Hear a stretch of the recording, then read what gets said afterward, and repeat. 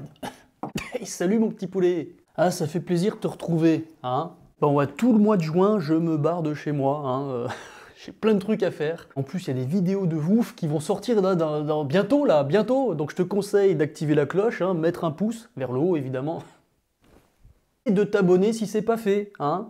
Parce que là, ça va être dingue. Et comme je sais que t'es un génie, t'as deviné qu'on allait parler de Yema, et notamment de la Superman 500. Une super montre de plongée. Alors je dis super, pourquoi, hein, parce que pour moi, c'est le maître étalon, le best-seller de la marque française. Ça fait déjà quelques années hein, que j'ai l'impression qu'Yema revient en force, hein, qui fait un travail remarquable. Manufacture française qui puise dans son patrimoine, dans son histoire pour nous sortir des produits incroyables et redonner à cette marque historique ses lettres de noblesse. Alors l'an dernier hein, est sortie la Superman 500 et d'autres dérivés. Et là, je peux t'assurer que le travail qui a été fait sur cette montre est balèze. C'est-à-dire que par rapport à la version standard, là il y a eu un vrai travail, une vraie recherche, 2 ans de développement. Ce qui nous sortent là, hein, entre la JMT, les nouvelles Dato, le cadran blanc et puis l'autre le cadran vert. Mais le cadran vert, Alors la marque elle date de 1948, mais c'est seulement en 1963 que Yema sort sa plongeuse, la Superman. Bon, pour moi c'est une montre de légende. Hein. Bien qu'apparue 10 ans après la Rolex Submariner et la Blancpain 50 Phantom, la Yema Superman a su se hisser au rang de légende. Franchement, oui. C'est une montre quand même qui a un design particulier, là, avec son bloc lunettes, on la reconnaît entre mille. Conçue à l'attention des professionnels de la plongée sous-marine, cette montre de plongée Yema affiche dès sa naissance, dès qu'elle est sortie, une étanchéité de 300 mètres. Les mecs, ils ont pas rigolé. Parce que dans les années 60, c'était pas aussi évident qu'aujourd'hui, hein, une montre de 300 mètres. Enfin, étanche à 300 mètres. Et ses origines, déjà, la montre a été équipée hein, d'un système de butée-frein, en fait, le bloc lunette, légendaire, oui, c'est la légende, qui réside en un système de frein de sécurité évitant à la lunette de plongée de tourner accidentellement, finalement. Alors la montre, à l'époque, c'était vraiment une montre instrument. L'électronique embarquée, là, comme on a aujourd'hui, sur les Garmin, ou peu importe la marque, hein, je veux dire, hein, les plongeurs, ils plongent qu'avec ça, enfin les 3/4 du temps. 3/4 voire plus, hein, 95% du temps c'est ça. Et à l'époque c'était limite un instrument de survie la montre hein, pour aller sous l'eau. Alors la montre elle a connu un large succès hein, entre les années 60 et les années 80 jusqu'à la disparition complète de la marque. Adieu Yema. Jusqu'au rachat par Ambre. Hein. Alors depuis 2009 hein, du coup, hein, après cette reprise hein, de la marque, on a eu la chance de voir diverses itérations de cette montre mythique. Mythique, légendaire, j'abuse un peu avec les superlatifs, je m'en fous. Bref, et puis en juin 2022, ils ont ressorti donc une nouvelle itération de la Superman, mais alors là, ils ont modifié, alors c'était quand même assez subtil, hein, mais toutes ces petites modifications ont fait que cette montre a été vraiment améliorée. On a affaire à une montre superbe, moderne, moi je l'ai mise au poignet, je remercie d'ailleurs Aurel, hein, la boutique à Bordeaux, 28 rue de la Devise, je mettrai le lien en description si ça t'intéresse, hein. Ils me l'ont prêté, voilà, c'est pas une vidéo sponsor par Yema, hein, c'est vraiment parce que je la kiffe, c'est tout. Entre les mains, j'ai eu la version noire, hein. Même si ma préférée c'est la bleue, hein, je te dirai pourquoi. Et puis moi je vais partir m'échauffer. C'est parti, ambiance.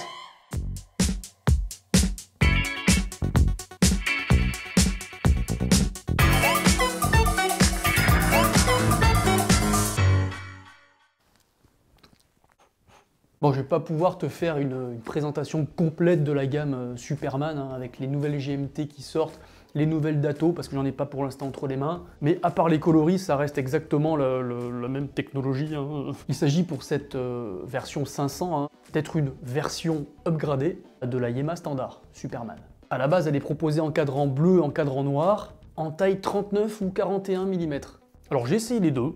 Les deux se portent sans aucun problème, mais j'ai une préférence évidemment pour la 39, que tu as la chance de voir défiler. C'est une no date, moi je trouve ça très classe. Et elle affiche évidemment une étanchéité plus poussée, un bloc lunette redessiné, une lunette tournante et une couronne de remontoir retravaillée, un confort de manipulation optimisé, on a affiné les tranches, enfin il y a plein de petits détails qui font que cette montre a vraiment été modernisée, améliorée. Et honnêtement, je ne l'ai pas achetée, parce que j'ai fait plein d'autres dépenses. Mais il s'en est fallu de peu et puis c'est pas trop tard. Parce que j'ai vraiment flashé sur la version bleue. Mysterious Blue. En fait, c'est même pas... je sais même pas si on peut appeler ça un bleu. C'est pour ça qu'ils l'ont peut-être appelé Mysterious Blue, hein, qui veut dire bleu mystérieux. Ah, j'ai fait beaucoup d'anglais. Si on la regarde comme ça vite fait, elle a l'air un petit peu sombre, mais on détecte pas forcément le bleu, hein. Selon la luminosité, selon, selon la pièce, selon si t'es daltonien ou pas, hein, tu vois des couleurs et des nuances différentes. Elle est fine, elle a l'air légère, elle est confortable, le bracelet il épouse parfaitement le poignet, elle est classe. Elle est vraiment classe. Je te parle souvent de ma Charlie Paris, mais on va dire que c'est pile l'opposé quoi le truc. La Charlie elle se rapproche un peu plus de l'esprit Tudor, tu sais, un petit peu brut de décoffrage, hein, qui est très classe aussi, hein, mais celle-ci elle a ce petit côté un petit peu raffiné, tu vois. Et ça, quelles que soient les versions, hein, que ce soit la GMT, les couleurs, enfin voilà, peu importe. Dès qu'il y a écrit 500, c'est que ça a été retravaillé, c'est vraiment une montre modernisée. Alors moi je vais te dire pourquoi je préfère la 39, hein, déjà par rapport à mon poignet, hein, qui a une largeur de 6 cm, hein, une circonférence de 17,5 cm. Alors ça je sais pas si c'est vraiment très utile de le préciser. Ce qui est important surtout c'est la largeur du poignet, c'est là que va se poser votre cadran et c'est là que vous allez voir si vraiment elle est proportionnée ou pas. Parce qu'il y a des gens qui ont des poignets très épais mais pas forcément une grosse largeur et du coup la meilleure chose à faire c'est aller l'essayer, dans tous les cas. Mais pour moi la mieux c'est la 39. Et dans les deux cas, l'épaisseur de la montre, c'est 13,4 mm, verre saphir double inclus. Donc ça paraît assez épais comme ça, mais en fait il n'en est rien. D'ailleurs le verre saphir a légèrement été amélioré, un petit peu changé, ils l'ont élargi, ils ont diminué un petit peu l'épaisseur. Enfin pas l'épaisseur, la hauteur, hein, parce qu'en fait finalement l'épaisseur c'est la même, on est à 2,6 mm. La particularité que j'aime bien sur cette montre c'est la carrure, elle est ultra fine, on est à 3 mm, avec une finition entièrement polie qui contraste avec le réhaut de la lunette, tout comme avec le fond d'ailleurs. Et ce mélange de finition donne une certaine complexité à cette belle pièce et renforce d'ailleurs son charme. C'est pour ça qu'on pourra la porter évidemment avec un costard, en étant très élégant. Et puis en même temps, bah, c'est une montre instrument, on pourra la mettre pour aller plonger, hein, pour aller se baigner, pour aller en boîte, je sais pas moi. Un truc que j'apprécie, hein, c'est les cornes qui sont percées, hein, sur toutes les versions. Donc ça c'est très pratique pour changer de bracelet. À savoir que la version 39 a une largeur corne à corne de 19 mm, bah, tu auras un peu moins de choix au niveau des bracelets, hein, mais bon. Mais moi je trouve que la version bracelet acier se suffit à elle-même. La couronne au remontage et au dévissage a l'air beaucoup plus douce, hein. Enfin c'est une impression quand on la compare avec l'ancienne version. Tandis que le bloc lunette, hein, il se bloque vraiment parfaitement quand on revisse. Ça, sans difficulté, en fait, bam, il se plaque directement sur la lunette. Avant, il fallait s'y reprendre des fois, plusieurs fois, c'était un petit peu chiant, là, surtout quand tu vas aller plonger.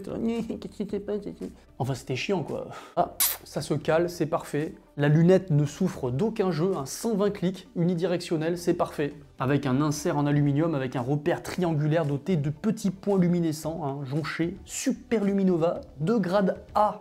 Donc c'est plutôt efficace. À l'arrière, on retrouve le blason Yema frappé à la presse hydraulique, et puis aussi microbillé juste après. Et il a été épaissi de 0,7 mm, afin de s'accommoder avec l'étanchéité exceptionnelle de 500 mm.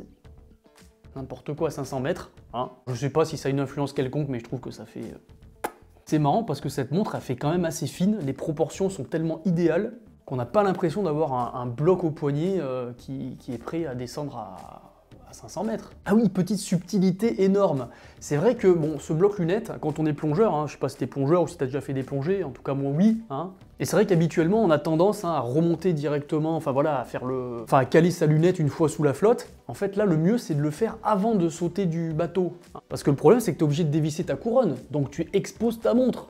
Donc du coup elle est plus étanche. Tu fais ça au-dessus de l'eau, à tes risques et périls. Donc le mieux, faire ça tranquillou dans le bateau, paf, tu cales ta lunette, tu refermes, c'est calé, tu plonges.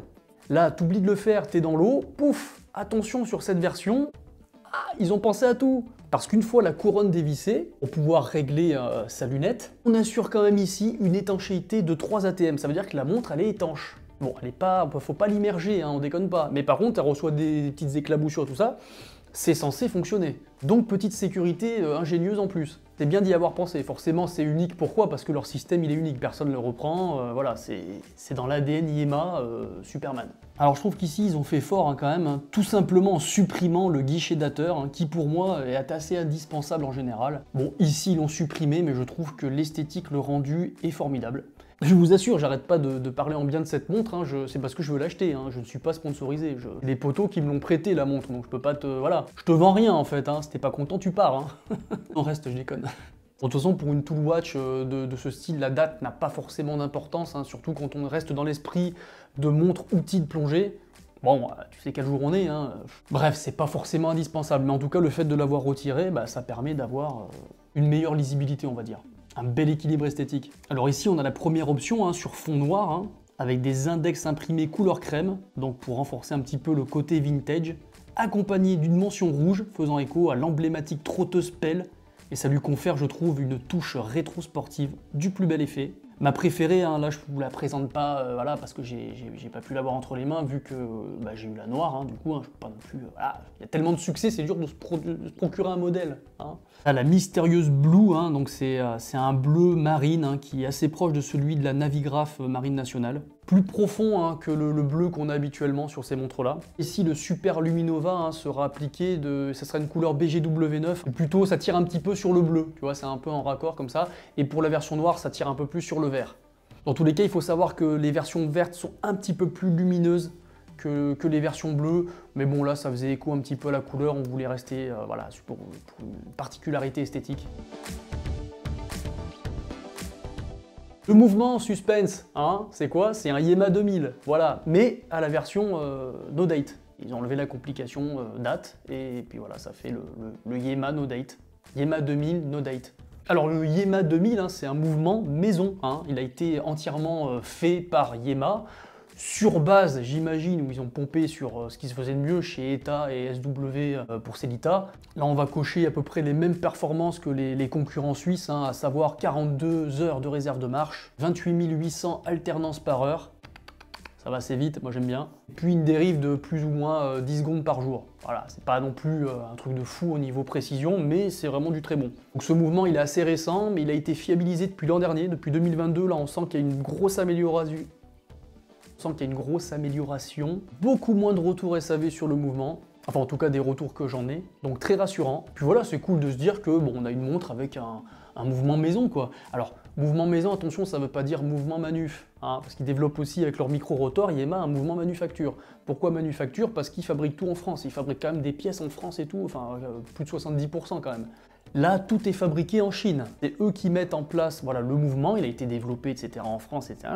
Mais par contre, il est fabriqué en Chine. Et après, ensuite, il est rapatrié chez Yema pour être assemblé et réglé en France. C'est pour ça qu'on appelle ça un mouvement maison. Il n'est pas fabriqué ici. Sinon, la montre ne coûterait pas 1249 €, hein.